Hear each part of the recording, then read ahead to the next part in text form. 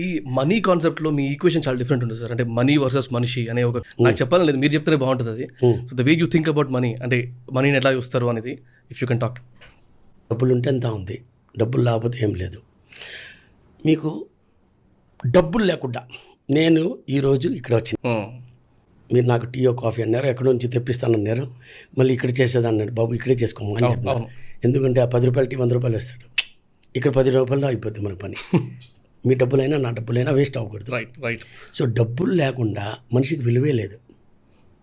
నేను మీకు రాగానే ఒకటి చెప్పాను, ఇదే కిరణ్ లలితా జ్యువెలరీ 61 షోరూము, లేదా మీరు నన్ను పిలిచి ఇటు కూర్చోబెట్టి కిరణ్ సార్ అంటారా అన్నారు కదా, అంతా డబ్బులే. ఈ కిరణే లలితా జ్యువెలరీ లేదు అంటే ఈ కిరణ్ ఇక్కడికి రాలేడు. అంటే మీ దాని ఫిలాసఫీ అనాలో లేకపోతే ప్రాక్టికల్ థాట్ ప్రాసెస్ అంటే? ప్రాక్టికల్ కదా. మీరేమన్నారు, అందరు బిజినెస్ మెన్ని పిలిచాను అన్నారు, ఎవరన్నా రోడ్లో వాడిని పిలిచి ఇవన్నీ చేశారా? చేయలేదు కదా. రైట్. ఎందుకు చేయలేదు? చేయండి. చేయరు.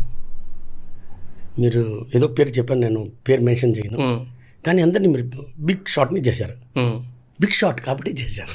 ఈరోజు నేనున్నాను కాబట్టి బిగ్ షాట్. నేను నెల్లూరు కిరణ్ని. సపోర్ట్ మా షోరూమ్ ఇప్పుడు షోరూమ్ పెట్టాను, నువ్వు పిలవాల్సింది కదా 30 సంవత్సరం కిందట, చేయాల్సింది కదా. చేయలేదు. రైట్. మనిషికి విలువ కాదు, డబ్బులకి విలువ. ఇంత పీరియడ్ 100%.